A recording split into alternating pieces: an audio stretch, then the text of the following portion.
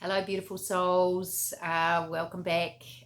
Today I just felt called to give you some tips around keeping calm in the crazy world that we're living in. I feel like there's a lot of stuff going out there collectively, a lot of fear, a lot of worry, a lot of anxiety out there. And if we're not really taking care of ourselves energetically and physically, we can feel really overwhelmed by that. So I thought it would be really great to come on and just share some tips on how you can cope in these crazy times that we're living in, and really practice self-love and tapping into what your body needs, what you need, not just allowing yourself to get caught up in what's going on around you.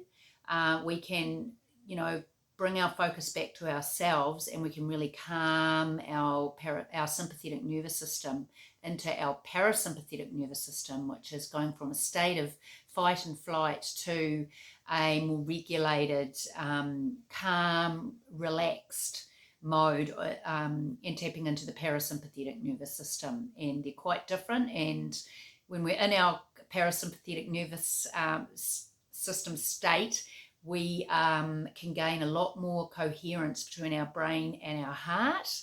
And we really want our gut, our heart, our brains to be able to communicate clearly.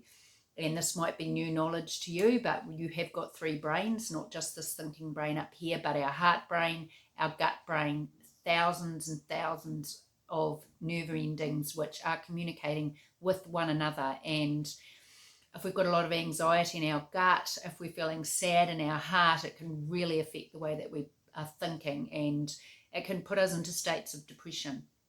So what you're putting in your body is crucial at this time. Drinking lots of good water, eating clean diet, not eating a lot of shit food, processed food. Try and keep away from them. I know it kind of, you want to comfort yourself, especially if you're in a lockdown situation. It can be so easy to fill yourself up with sugar and heavy, dense food. I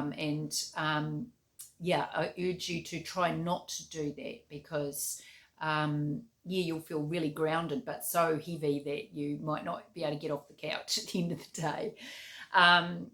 Breath is huge when we are stressed. If we've been through trauma, we tend to breathe very shallowly. Most of us are breathing in this way for one reason or another. And so filling the belly with breath, really breathe. You can hold your hand over your belly, hand over your heart, and really filling. You see that expansion coming in, and when we feel expanded, we just draw that breath up and up into our head, and then we can just let it go, and you'll feel that softening, you'll feel that release. So important. If you are feeling stress, particularly, check in with yourself. How am I breathing? Do a few deep breaths. It really works. That whole thing of, take a breath and count to 10. It's tried and true. So focus on your breath. Oils are amazing, essential oils. I use doTERRA oils, but they've got me through all manner of traumas in my life once I discovered them.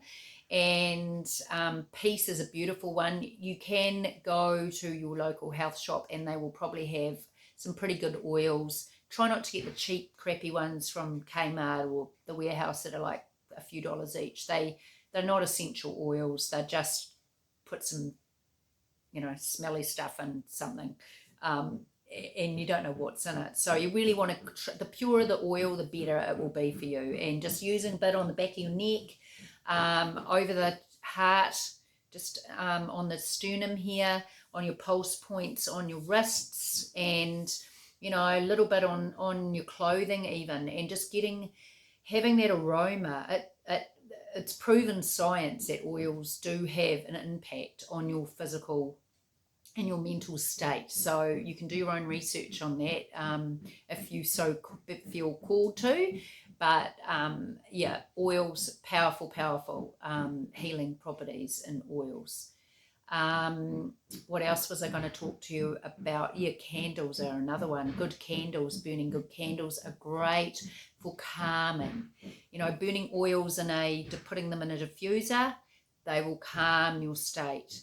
Having lavender oil for your pillow, put a bit on your pajamas or whatever you're sleeping on, you'll find you sleep way better.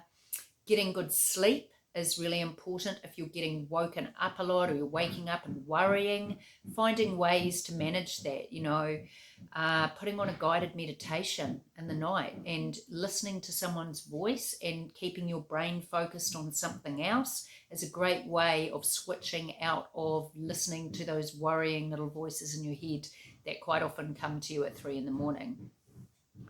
And you'll often drift back off to sleep, and they work a treat. Or listening to binaural beats, which is a frequency, usually 432 hertz or 532 hertz for, I think it is 528 hertz and 432 hertz, pretty sure, but look up binaural beats. There's tons on YouTube, and just listening, they actually match the frequency of the heart, the frequency of your crown chakra, and you will go into a different physiological state.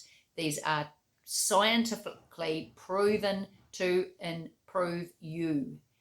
So I hope that these things, other things, actually, got 2 more. Spending time in nature, walking, you doing some kind of physical movement helps move things through your body. Doing some yoga, doing some tai chi, some qigong, they're all great for grounding you, for releasing any trauma or tension that you've got in your body and just bringing you back into your body. Often we're walking around, we're all in the head space. We're in the head space, we're not connected to our heart, to our gut, to our physical form, our frame. We just are not in a good state, just all over the show. We've got to calm that monkey mind.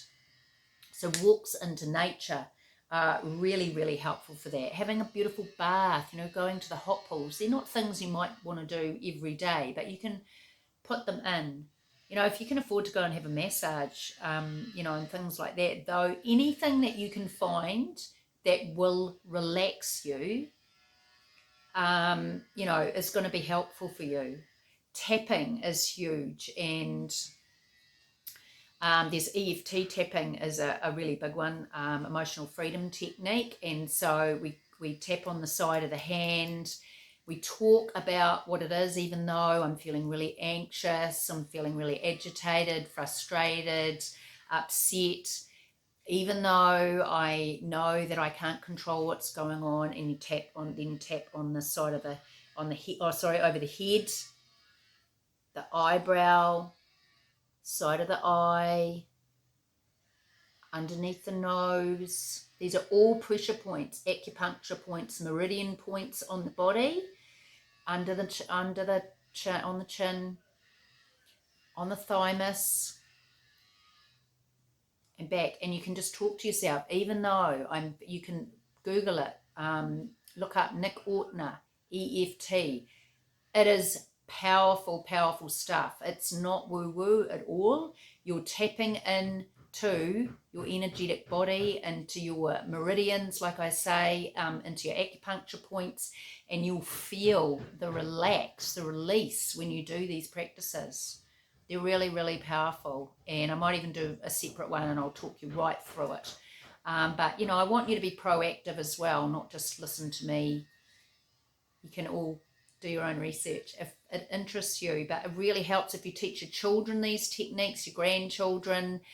It can really help them deal with the stress that's out there. And, mental health is the biggest killer, I believe, at this point in time. People are really, really struggling. So find the things that work for you. Take time for yourself. Do a drawing, listen to some beautiful music, and focus on the breath. The simplest thing you can do is focus on your breath. So that's my message for the day. And all these practices really tap into your self-love and self-care for yourself. And when you're doing that, you're going to gain greater confidence and be a better version of yourself, because you've got tools to use when you're feeling stressed. Because when we feel stressed, we often have short fuses. We can't cope with people that push our buttons, and we can become very reactive. So, or we just internalize everything, and even though we might not be showing outwardly we're really angry, we can be tuning in on ourselves, and that's not good for our health either. So I hope these tips help you, and I will be back real soon.